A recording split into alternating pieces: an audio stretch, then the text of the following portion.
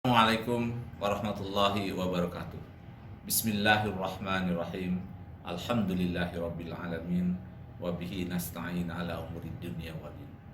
Qala Allah Ta'ala fil Qur'anil Karim, Subhanalladzi asra bi 'abdihi lailam minal masjidil harami ilal masjidil aqsa alladzi barakna haulahu linuriyahu min ayatina innahu huwas sami'ul bashir. Allah berfirman di dalam surat Al-Isra, surat nomor 17 ayat 1, yang artinya Subhanalladzi asra bi'abdihi lailam minal masjidil harami ilal masjidil aqsa. Maha suci Allah yang telah memperjalankan hambanya pada suatu malam dari Masjidil Haram ke Masjidil Aqsa, yang telah kami berkahi sekelilingnya, agar kami perlihatkan kepadanya sebagian dari tanda-tanda kebesaran kami. Sesungguhnya Dia adalah Maha Mendengar lagi Maha Mengetahui. Ayat ini menggambarkan sebuah peristiwa yang sangat penting di dalam sejarah Islam.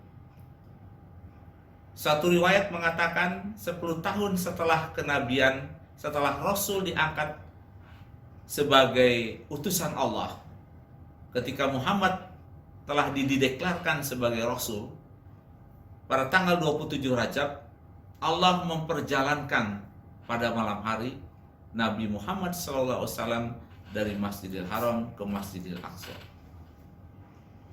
Apa yang menarik dari peristiwa ini adalah Masjidil Haram ke Masjidil Aqsa sekitar 1.700 km. Dan Nabi Muhammad melakukan perjalanan kurang dari 1 malam, kemudian kembali lagi. Bahkan di dalam Isra itu, Nabi Muhammad bukan hanya melakukan perjalanan dari Masjidil Haram ke Masjidil Aqsa, tetapi juga ke Sidratul Muntaha. Nah, yang menarik adalah apa yang dilakukan oleh Rasulullah SAW pada saat itu ternyata adalah gambaran bahwa umat Islam saat ini dapat melakukan perjalanan yang cepat pada hari ini.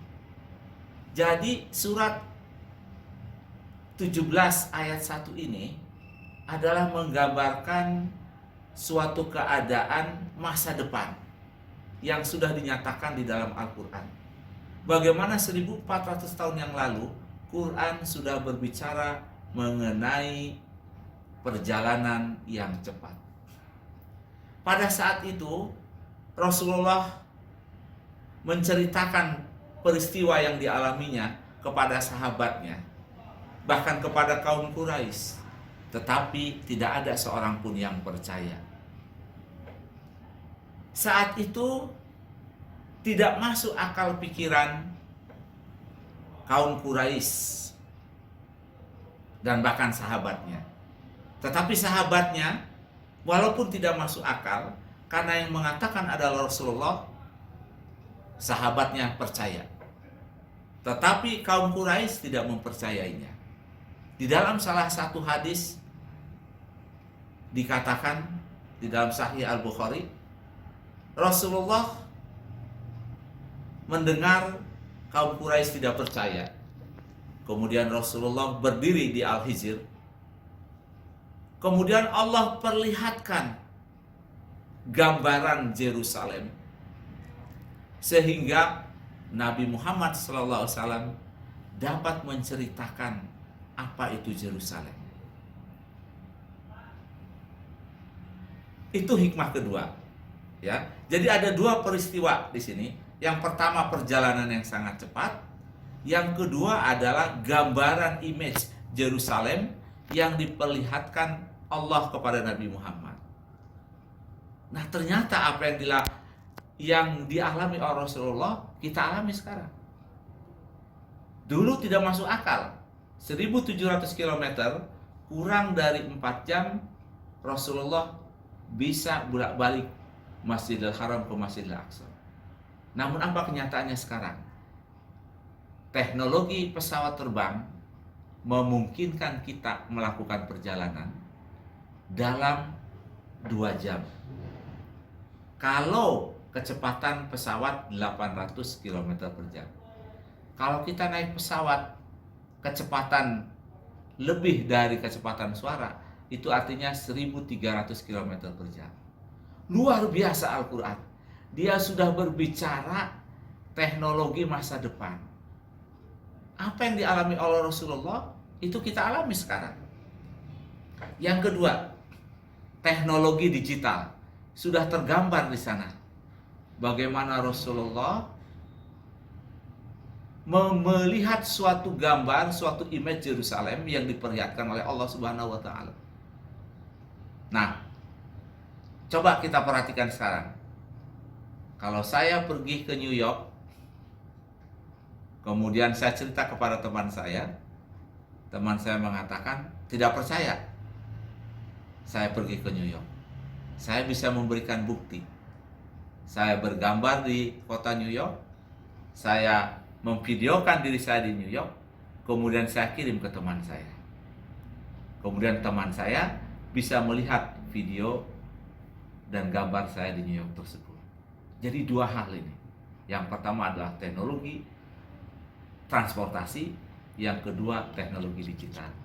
Nah, inilah esensi daripada surat Al-Isra ayat 1 tersebut. Dalam akhir ayat juga dikatakan di sana bahwa peristiwa ini adalah merupakan tanda-tanda kebesaran dari Allah Subhanahu wa taala. Apa maknanya? Di sana disebutkan subhanallazi asra bi'abdihi. Allah memperjalankan. Artinya apa? Rasulullah tidak jalan sendiri, tetapi Allah yang memperjalankan. Di beberapa cerita dikatakan ada pesawat, ada alat, ada tumpangan yang disebut dengan buruk. Apapun itu namanya, intinya Rasulullah tidak jalan sendiri. Dan ternyata kita yang hidup pada abad 14, kita dapat melakukan perjalanan dengan menggunakan alat. Hanya alatnya diciptakan oleh manusia itu sendiri. Itulah teknologi.